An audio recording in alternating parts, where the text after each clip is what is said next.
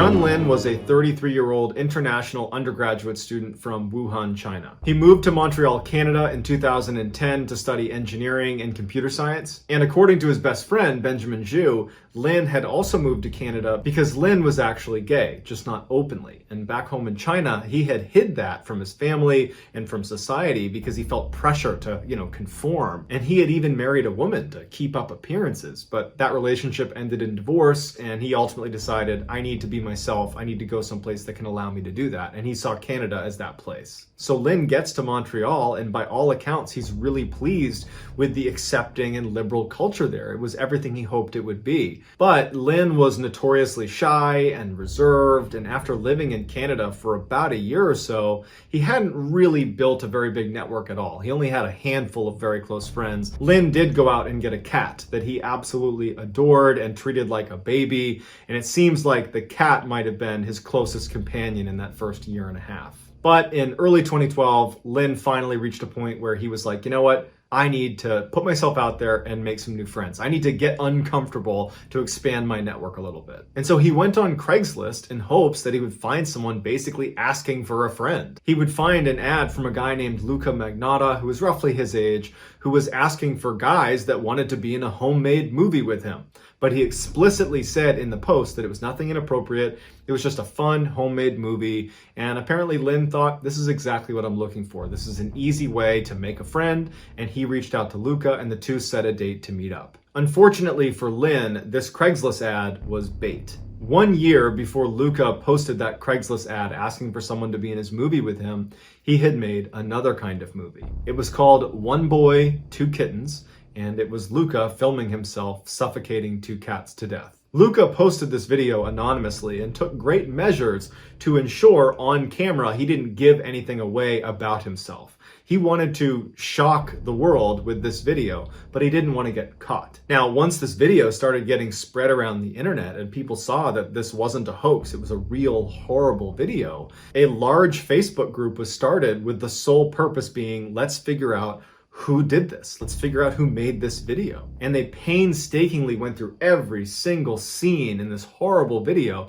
and they were able to pull quite a bit of information about who the person was that created this video, but they didn't have enough information to identify who it really was. But when Luca uploaded a second and then third video of him again harming more cats, this Facebook group started to recognize a pattern. Luca was incorporating very specific music into the background of these videos, as well as a couple of posters that were intentionally placed in the shot of these videos. And it became clear that Luca was trying to recreate certain scenes from certain movies. And it was through these movie references that they determined Luca was in Canada, and then using one of the still shots from a picture he had posted, they figured out exactly in Canada where he was. And so they felt like they had finally nailed this guy, and they reach out to Canadian authorities and they say, hey, we have this guy, he's harming animals, and he's showing all the signs that he's gonna do this to a human at some point. We know exactly where he lives, we know his name, we know everything about him. Here you go arrest this guy. But the Canadian authorities basically said,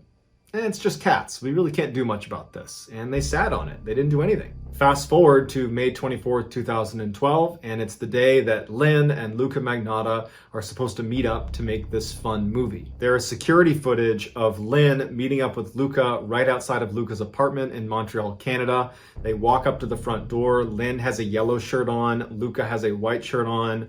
Luca opens the door, Lin follows after him, and the two walk down the hall and up the stairs and out of view. They make their way up to room 208, that was Luca's apartment. They go inside, and Luca offers Lin some wine that he had put some very heavy sedative into, and Lin didn't know this.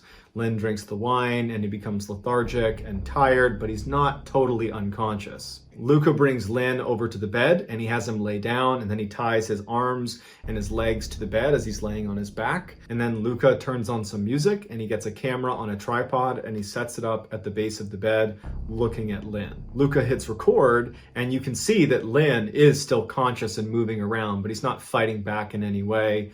Luca walks up to the side of the bed and he kind of pats Lynn on the head before getting on top of him, pulling out an ice pick and brutally killing Lynn on camera with this ice pick. Afterwards, Luca gets off the bed. He puts on Lynn's yellow t-shirt that he had been wearing, and Luca just casually leaves his apartment and comes back with a bag filled with cleaning materials and gloves. But before he goes in to the apartment, the security camera picks him up, stopping and looking at his own reflection and checking to make sure his hair was perfectly placed behind his ears, as if there's nothing more important right now than his appearance, even though literally minutes earlier you just savagely killed someone on camera. After ensuring his hair was in just the right position, he casually walks back into the apartment building, up to his room, into the room where Lynn is. He brings him into the bathroom and chops him into pieces. He kept a few smaller pieces for himself that he eventually ate. He wrapped up the hands and feet, which he ultimately mailed to the Canadian government, and then the rest of Lynn was cut into fairly small pieces and put into trash bags. And then over the next several hours, Luca would make dozens of trips from his room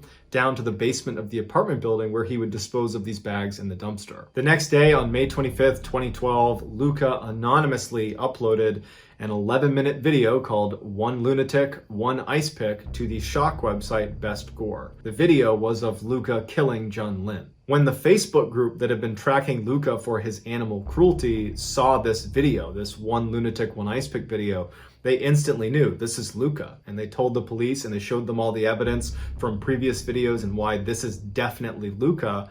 And the police listened, and they were able to find Luca sitting in an internet cafe in Berlin, Germany, Googling himself. Luca would try to use insanity as his defense, but the Facebook group had shared with the police, and then the police shared with the prosecutors, that Luca was actually just reenacting scenes from some of his favorite movies. It was this bizarre fantasy he had, and what he did to Jun Lin is eerily similar to the opening scene of Luca's favorite movie of all time, Basic Instinct. In the movie, a woman is sitting on a man who's tied up on a bed, and she reaches under the sheets and she pulls out an ice pick and proceeds to kill the man with it. Luca was quickly found guilty and sentenced to life in prison. I decided to leave out any of the footage from One Lunatic, One Ice Pick. It's truly one of the most distressing things I've ever seen, so if you want to see that, that's up to you. Instead, I included the footage of Luca and Lynn going into the apartment building together, and then Luca coming down sometime later after having killed Lynn, now wearing Lynn's shirt, and then makes all those trips to the dumpster as he's disposing of Lynn's body.